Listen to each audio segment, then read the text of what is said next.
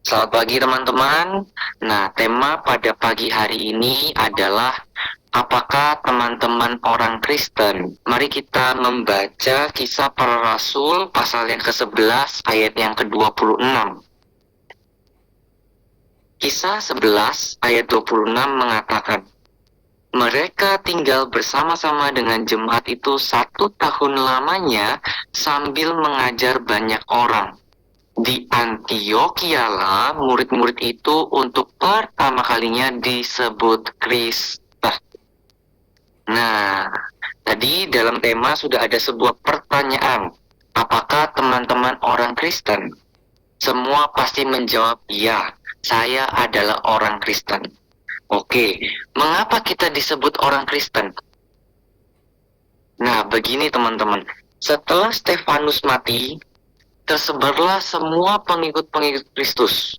Ada yang pergi ke Venesia, ada yang pergi ke Siprus, ada yang pergi ke Antioquia. Nah, mereka itu memberitakan Injil di sana, dan akhirnya terbentuklah suatu kumpulan murid-murid Kristus hasil dari pemberitaan Injil. Murid itulah disebut sebagai orang Kristen. Nah, artinya, mengapa kita disebut orang Kristen? Karena kita sudah menerima Injil itu. Artinya apa? Kita sudah percaya kepada Yesus sehingga kita disebut orang Kristen. Jadi nanti kalau ditanya, kenapa kamu orang Kristen? Kenapa Anda orang Kristen? Kita semua bisa jawab. Karena kita sudah percaya kepada Yesus, kita muridnya, sehingga kita dikatakan orang Kristen. Nah, teman-teman, pada zaman itu ini penting. Orang-orang Kristen mengalami penganiayaan besar-besaran. Orang akan dipotong lehernya dengan pedang, bahkan diadu dengan singa. Jikalau mereka mengaku diri Kristen, pengikut Kristus, sangat mengerikan teman-teman. Contoh Stefanus. Stefanus kan dilempari batu. Kenapa? Karena dia mengaku orang Kristen, orang yang percaya kepada Yesus. Nah, pertanyaan saya, apakah teman-teman siap tetap menjadi Kristen ketika ada aniaya atau pedang di leher? Biasanya orang mengatakan siap gitu kan. Tapi yang benar, orang kalau ada masalah sedikit aja kadang-kadang kita langsung gak ibadah kan. Nah, tetapi orang-orang Kristen zaman itu siap. Contohnya siapa? Ada Barnabas, ada Saulus, ada Petrus, ada Yakobus, ada Silas dan lain sebagainya. Mereka siap. Nah, herannya ya teman-teman, kenapa ya mereka bisa siap? Mereka bisa seberani itu menghadapi tantangan demi memberitakan Injil, yaitu Yesus itu sendiri. Ternyata dalam pasal sebelumnya mereka suka melakukan beberapa hal. Ini penting. Ternyata dalam pasal sebelumnya itu mereka suka melakukan beberapa hal. Setidaknya ada 4 hal yang mereka suka lakukan, dan ini juga menjadi ciri-ciri orang Kristen yang benar. Oke, yang pertama, mereka suka membaca firman Tuhan. Sekali lagi ya, mereka suka membaca firman Tuhan. Orang Kristen sukanya membaca firman Tuhan. Dalam Kisah 2 ayat 41 sampai 42a berkata demikian. Orang-orang yang menerima perkataannya itu, orang-orang ini adalah orang Kristen yang sudah percaya, memberi diri mereka dibaptis, dan pada hari itu jumlah mereka bertambah kira-kira 3.000 jiwa. Mereka bertekun dalam pengajaran rasul-rasul. Mereka bertekun dalam pengajaran rasul-rasul. Ini artinya apa? Mereka bertekun dalam membaca firman Tuhan. Mereka bertekun dalam belajar firman Tuhan. Oh, ternyata mereka yang mempunyai hati, punya keberanian untuk memberitakan Injil, ternyata karena mereka suka membaca firman Tuhan. Inilah orang Kristen seharusnya. Sukanya apa? Membaca firman Tuhan. Nah, saya punya sebuah cerita.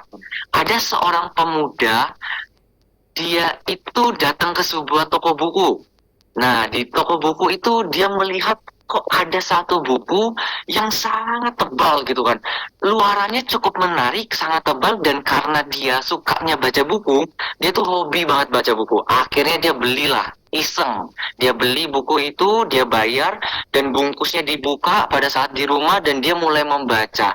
Tapi teman-teman, ketika dia mulai membaca buku itu, dia merasakan suatu hal yang aneh. Aduh, kenapa ya buku ini kok membosankan gitu ya? Dari luarnya menarik, tapi kok dalamnya membosankan. Ini buku apa sih?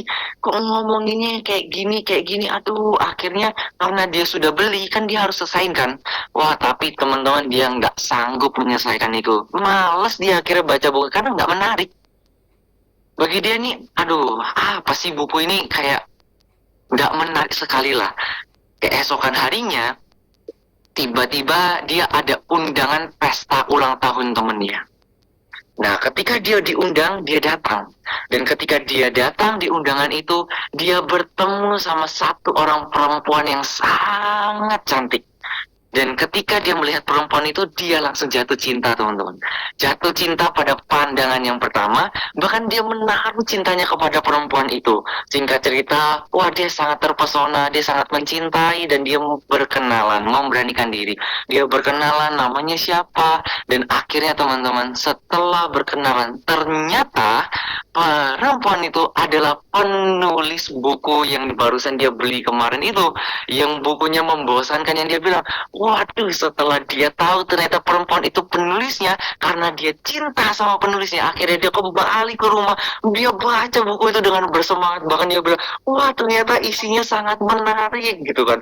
Waduh, dia baca dengan semangat, dia dengan gembira, dengan sukacita, dengan senyuman yang sangat lebar, dia membaca dengan antusias. Bahkan dia teman-teman, dia membaca dari awal sampai akhir, tapi nggak cukup, dia baca ulang lagi.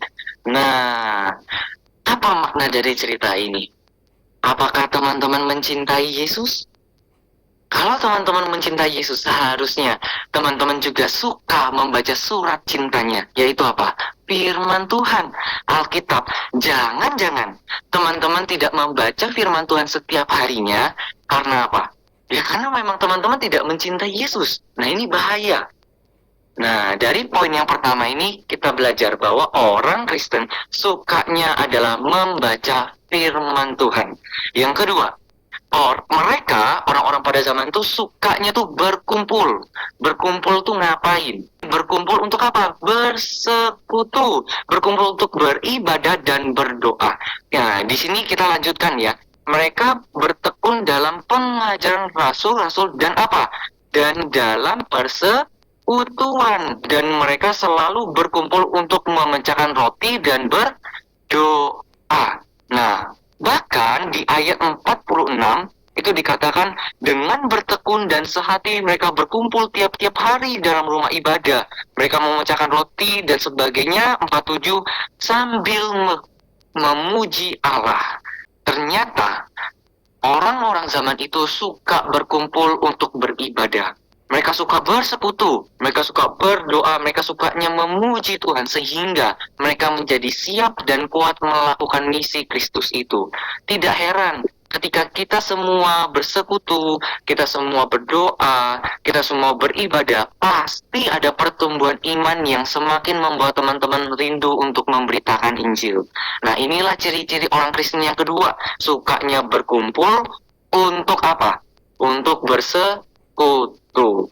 Yang ketiga, orang Kristen sukanya bersaksi. Ini adalah poin yang terakhir. Orang Kristen sukanya bersaksi. Mereka itu mengetahui panggilan, mereka mengetahui identitas, tujuan, bahkan prioritas hidup, mengapa mereka menjadi pengikut Kristus. Orang-orang yang percaya, mereka tahu panggilannya itu, yaitu untuk apa? Untuk memberitakan Injil. Mereka taat sama Tuhan dan Bapaknya yang telah menyelamatkan mereka. Sebenarnya taat itu apa sih teman-teman? Nah, taat itu sebenarnya kepanjangan dari tidak ada alasan titik. Nah, taat itu tidak ada alasan titik. Nah, kalau ada perintah, pergilah, jadikanlah semua bangsa muridku, hanya ada satu pilihan, yaitu apa? Tidak ada alasan titik. taat, lakukan itu. Nah, buktinya mana kalau mereka suka bersaksi? Nih, dalam Kisah 11 ayat 19. Sementara itu, banyak saudara-saudara telah tersebar karena penganiayaan yang timbul sesudah Stefanus dihukum mati. Mereka tersebar sampai ke Fenisia, Siprus, dan Antioquia. Namun, mereka ngapain? Mereka memberitakan Injil kepada orang Yahudi saja. Karena pada saat itu ada tantangan, tetapi mereka tahu panggilannya, yaitu untuk apa? Memberitakan Injil. Pertanyaan saya, apakah ada murid Kristus di dalam Alkitab yang tidak memberitakan Injil? Tidak ada. Petrus, Yohanes, Yakobus, Paulus, Silas, dan lain semuanya, itu semua mereka memberitakan Injil. Nah, apakah teman-teman murid Kristus? Teman-teman orang Kristen bukan? Nah, ketahuilah teman-teman, orang Kristen itu sukanya adalah bersaksi. Jadi yang pertama, orang Kristen sukanya apa? Membaca firman Tuhan. Yang kedua, orang Kristen sukanya berkumpul. Berkumpul untuk apa? Untuk bersekutu, untuk beribadah, berdoa, memuji Tuhan. Dan yang ketiga, orang Kristen itu sukanya bersaksi. Contohnya siapa? Murid-murid Kristen, orang-orang Kristen pada zaman itu. Nah, sebagai penutup, saya punya cerita teman-teman. Di Makedonia, di tahun 365 sebelum Masehi, ada seorang pemimpin yang sangat terkenal, namanya Alexander Agung. Nah, pemimpin Alexander Agung ini, dia menguasai sepertiga dunia dengan seluruh pasukan tentaranya, dan dia mempunyai semboyan berani mati. Jadi semua prajuritnya dididik, dibina supaya mereka tuh berani mati, dan kalau mereka tidak menggenapi semboyan itu, maka hukumannya adalah mereka dihukum mati. Nah, pada saat itu Alexander Agung itu menghadapi suatu peperangan yang sangat besar. Hampir-hampir Alexander Agung ini mau kalah. Nah, saking beratnya peperangan itu, akhirnya ada satu prajurit, dia melarikan diri. Dia nggak kuat teman-teman, dia melarikan diri karena begitu takut dan begitu beratnya pada saat itu. Nah, singkat cerita, akhirnya Alexander Agunglah yang memenangkan peperangan itu, pertempuran itu dia menang. Nah, tetapi ada yang melaporkan, Jenderal, ya Tuanku, ada satu prajurit kita yang melarikan diri. Dan ketika Alexander Agung itu mendengar, dia langsung berkata, pergi, cari, tangkap dia, bawa dia ke hadapan saya. Dan akhirnya ditangkaplah prajurit yang kabur itu, dihadapkanlah di depan Alexander Agung. Dan ketika itu Alexander Agung langsung berkata kepada prajuritnya, dia bertanya, benar kamu kabur? Kamu melarikan diri dari peperangan kemarin? Terus prajurit itu dengan gagap dia berkata, ya benar Tuan, gitu kan. Terus Alexander berkata, kamu tahu hukumannya? Langsung dia berkata, ya saya tahu Tuan, gitu kan.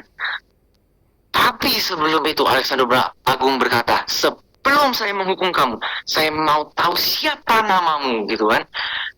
Setelah ditanya siapa namamu, sang prajurit itu ada sedikit harapan. Dia berpikir kalau dia memberitahu namanya, maka setidaknya hukuman akan diringankan. Dan prajuritnya itu berkata seperti ini, nama saya Alexander Tuan, gitu kan. Waduh, dengan bangga dia bilang, nama saya Alexander Tuan. Langsunglah Alexander Agung itu terkejut, dan dia langsung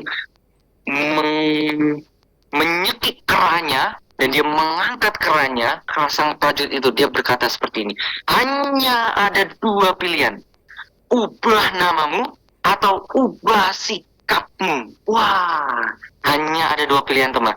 Ubah namamu atau ubah sikapmu. Sangat memalukan bagi Alexander Agung. Namamu tuh loh Alexander. Seorang yang pemberani seperti aku nih Alexander gitu loh. Tapi kamu ada peperangan, kamu pergi. Kamu melarikan diri, begitu pengecutnya. Dan apa makna dari cerita ini? Seringkali bukan? Kadangkala kita menjadi orang Kristen, nama kita orang Kristen, tapi kita tidak mencerminkan karakter-karakter Kristus. Kita tidak suka membaca firman Tuhan, kita tidak suka berkumpul untuk beribadah bersekutu, bahkan kita tidak suka untuk bersaksi. Hanya ada dua pilihan, ubah namamu atau ubah sikapmu. Mari kita bersatu dalam doa. Tuhan Bapa kami dalam kerajaan surga, sungguh firman Tuhan pada pagi hari mengingatkan kepada kami. Kami adalah orang-orang Kristen, orang yang percaya, kami Kristus-Kristus kecil. Dan seharusnya kami mencerminkan karakter Kristus. Biarlah kami hidup mencintai Tuhan dengan kami membaca surat cintamu, suka membaca firman Tuhan, suka bersekutu, berkumpul dan suka bersaksi. Itulah yang menjadi kekuatan bagi kami untuk siap menghadapi tantangan apapun yang menghalangi kita. Itulah yang membuat kita siap untuk terus memuliakan nama Tuhan. Biarlah firman Tuhan berbicara lebih lanjut di setiap hati kami. Hanya dalam nama Yesus kami berdoa dan bersyukur. Amin.